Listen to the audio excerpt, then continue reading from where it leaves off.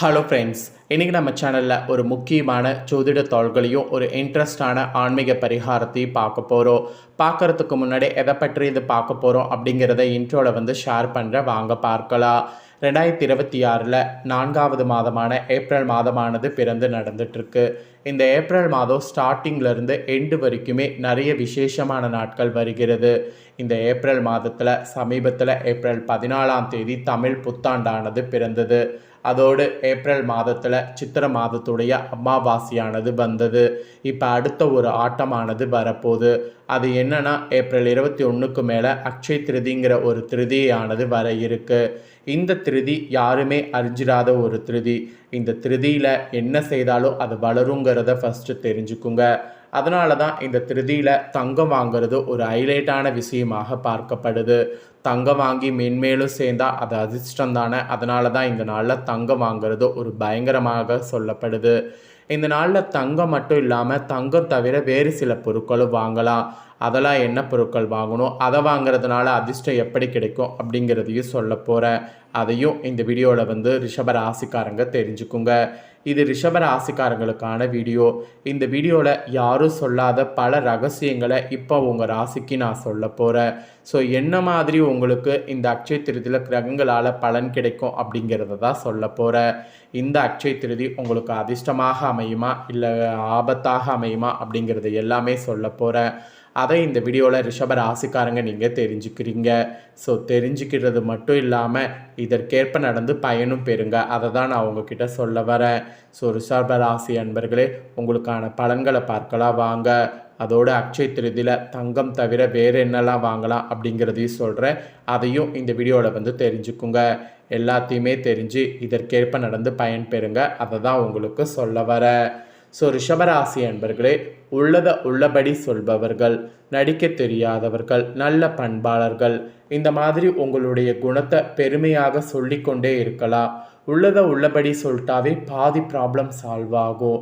நடிக்க தெரியாமல் உண்மையாக இருந்துட்டாவே நமக்கு ஒரு சக்தி கிடைக்கும். நல்ல ஒரு பண்பாளராக இருந்தாவே நமக்கு பதவி, அதுக்கப்புறம் நமக்கு ஆசீர்வாதம் இதெல்லாம் கிடைக்கும். இதெல்லாம் கிடைத்தாவே நம்ம வாழ்க்கையில் பார்த்திங்கன்னு வச்சுக்கோங்களேன், பெருசாக நாம் கஷ்டப்பட வேண்டியதில்லை.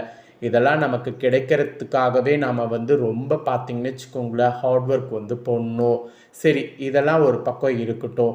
உங்களுக்கு சிறப்பு பலனாக இனி என்னென்ன பலன்லாம் கிடைக்கும் அப்படிங்கிறத சொல்கிறேன். சிறப்பு பலன்லாம் இனி என்னென்ன பலன் கிடைக்கும் அப்படிங்கிறத தெரிஞ்சுக்குங்க. ஃபஸ்ட்டு, உத்தியோகத்தில் இருக்கக்கூடிய உங்கள் ராசிக்கு குறிப்பிடப்பட்டிருக்கு. உத்தியோகத்தில் அடிக்கடி உங்களுக்கு அலுவலக வேலை நிமித்தமாக வெளியூர்களுக்கு செல்ல உத்தரவு வரும். இப்போ வெயில் சமயமாக இருக்குது, என்னால் முடியல அப்படிலாம் சொல்லி ரொம்ப நீங்கள் கவலைப்பட வேண்டாம். வேலை நிமித்தமாக வெளியூர்களுக்கு செல்ல உத்தரவு வந்துச்சா தாராளமாக போங்க, கவலை வேண்டாம். அவ்வாறு செல்வதன் மூலம் உங்களுக்கு பெரிய மனிதர்களுடைய தொடர்பும் அவர்களுடைய ஆதரவும் கிடைக்கும். ஸோ அந்த மாதிரி ஆதரவு கிடைக்கக்கூடிய சான்ஸாக இந்த டைம் யூஸ் பண்ணிக்கோங்க. கிடைச்ச சான்ஸை எப்பயுமே யூஸ் பண்ணிக்கிறது ரொம்ப ரொம்ப ரொம்ப புத்திசாலித்தனம். ஸோ கிடைச்ச சான்ஸை யூஸ் பண்ணலன்னு வச்சுக்கோங்களேன், அது நமக்கு பெரிய நஷ்டத்தை ஏற்படுத்தும். கிடைச்ச சான்சஸ் சின்னதோ பெருசோ கண்டிப்பாக அதை மிஸ் பண்ணாமல் பயன்படுத்துங்க. அப்போ தான் உங்களுக்குன்னு ஒரு இடத்த போக முடியும். ஒரே இடத்துல இருந்து நீங்கள் வாழ்க்கையை முடிச்சுக்கிறதுக்கு உங்களுக்கு கிடைக்கக்கூடிய வாய்ப்பை பயன்படுத்தி உத்தியோகத்தில் உங்களுக்குன்னு ஒரு இடத்த பிடித்திக்க பாருங்கள். ஸோ உங்களுக்குன்னு ஒரு இடத்த பிடித்திக்க இந்த மாதிரி நிறைய அலைச்சல்கள் இருந்தாலும் அதை பற்றி கவலைப்படாமல் இருக்கணும் என்பது உத்தியோகத்தில் உங்கள் ராசிக்கு மெயினாக சொல்லப்பட்டிருக்குங்க. நெக்ஸ்ட்டு, வியாபாரக்காரங்களுக்கு சொல்லப்பட்டிருக்கு. வியாபாரக்காரங்க நீங்கள் என்ன பண்ணணும் அப்படின்னு பார்த்தீங்கன்னா, கடன் கொடுப்பதை இந்த டைம் தவிர்க்க வேண்டும். கடன் வாங்குவதையும் சரி கடன் கொடுப்பதையும் சரி முழுசாக தவிர்க்கணும். ஏன்னு பார்த்தீங்கன்னா, இப்போ நீங்கள் கடன் கொடுத்தா திரும்ப வராது, கடன் வாங்கினா திரும்ப கட்ட முடியாது. அந்த ஒரு காரணத்தினால தான் இதை தவிருங்க என்பதை சொல்கிறேன். பழைய பாக்கிகள்லாம் போராடி வசூலிக்க வேண்டியது வரும். எனவே கொடுக்கல் வாங்கலில் கவனம் தேவை. ஸோ கொடுக்கல் வாங்கலில் எந்த அளவுக்கு கவனம் இருக்கிறீங்களோ அந்த அளவுக்கு பார்த்தீங்கன்னு வச்சுக்கோங்களேன் நன்மை உண்டாக்கும். ஸோ வியாபாரக்காரங்க உங்களுக்கு நான் சொன்னது புரியும்னு நினைக்கிறேன். ஸோ கொஞ்சம் கவனமாக செயல்படுங்க.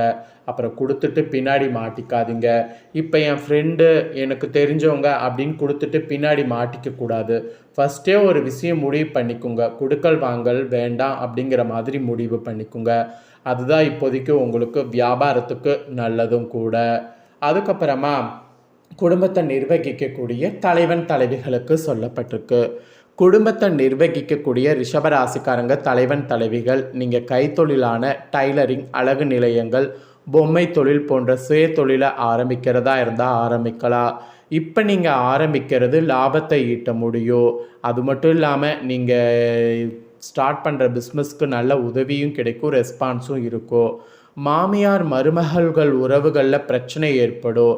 அதனால் அந்த பிரச்சனை ஏற்படாமல் இருக்க நீங்கள் ரிஷபராசிக்கார குடும்பத்தை நிர்வகிக்கக்கூடிய தலைவிகள் என்ன பண்ணுன்னா விட்டு கொடுத்து போகணும். விட்டு கொடுத்து போனால் கெட்டு போக மாட்டீங்க. ஸோ விட்டு கொடுத்து போங்க. விட்டு கொடுத்து போனால் நல்லது மட்டுமே நடக்கும் அப்படிங்கிறத நம்புங்க. ஸோ விட்டு கொடுத்து போங்க. ரொம்ப ரொம்ப ரொம்ப ரொம்ப நல்லது. அதுக்கப்புறம் கலைஞர்களுக்கு சொல்லப்பட்டிருக்கு. கலைஞர்கள் பொறுத்த வரைக்கும் உங்கள் உழைப்பினை போட்டால் நீங்கள் அதற்கேற்ற பலன் தாமதமானாலும் கிடைக்கும் என்பதில் சந்தேகம் இல்லை. ஸோ இப்போ நீங்கள் இப்படி செயல்படுவது வெற்றி உங்கள் பக்கம் வருங்கிற மாதிரி நம்பணும். ஏன் இதை நான் சொல்கிறேன்னா, நான் உழைப்பு போடுறேன், அதற்கேற்ற பலன் தாமதமாக கிடைக்குது, அதனால் எனக்கு இந்த வேலையே வேண்டாம், எனக்கு கடுப்பாகுது அப்படிங்கிற மாதிரி சொல்லி அதை விட்டுட்டு போகக்கூடாது. எண்ட் ஆஃப் த டே என்ன நடக்குங்கிறத பார்க்கணும். பொறுமை ரொம்ப முக்கியம். ஸோ வெற்றி உங்கள் பக்கம்தான் இருக்குது. அதனால் பொறுமையாக இருக்க கலைஞர்கள் முயற்சி பண்ணுங்க. அப்புறம் ஃபைனலாக மாணவர்களுக்கு சொல்லப்பட்டிருக்கு. கல்லூரியாக இருந்தாலும் சரி, பள்ளியாக இருந்தாலும் சரி, படிக்கக்கூடிய மாணவர்கள் உங்கள் சக மாணவர்களோடு சுற்றுலா செல்லும்போது, அதுவும் படகு சவாரி மற்றும் நீர் விளையாட்டுகளில் ஈடுபடும் போது சற்று கவனமோடு இருக்கிறது நல்லது. ஒரு நிமிஷத்தில் என்ன வேணாலும் நடக்கலாம். அதனால் ரொம்ப ரொம்ப ரொம்ப ரொம்ப கவனமாக இருக்கிறது நல்லதுங்க. ஸோ இந்த மாதிரி தான் உங்களுக்கு பலன்கள் கிடைக்கும். இதற்கேற்ப நடந்து பலன் பெறுங்க. உங்களுக்கு இந்த அட்சய திருதி நாளில் என்ன மாதிரியான விஷயங்கள் செய்யணும் அப்படிங்கிற சிறப்புகளை சொல்ல போகிறேன். அதை இந்த வீடியோவில் தெரிஞ்சுக்குங்க. சித்திரை மாதத்தில் வளர்பிறையில் வரக்கூடிய திருதியை தான் அட்சய திருதி என்று அழைக்கப்படுது. அட்சயம் என்றால் வளர்வது, பெருகுவது என்று அர்த்தம். அப்படியாக அட்சய திருதி அன்று நாம் என்ன பொருள் வாங்கினாலும் அந்த பொருள் மிகவும் பெருகி பலம் சேர்க்கும். குறைவில்லாத செல்வத்தை அள்ளித்தரும். அந்த திருநாளாக அட்சய திருதி போற்றப்படுது. இதனுடைய சிறப்புகள்னு பார்த்திங்கன்னா ரொம்ப ரொம்ப அதிகம். தர்மர் சூரிய பகவானை வேண்டி அட்சய பாத்திரம் பெற்றது.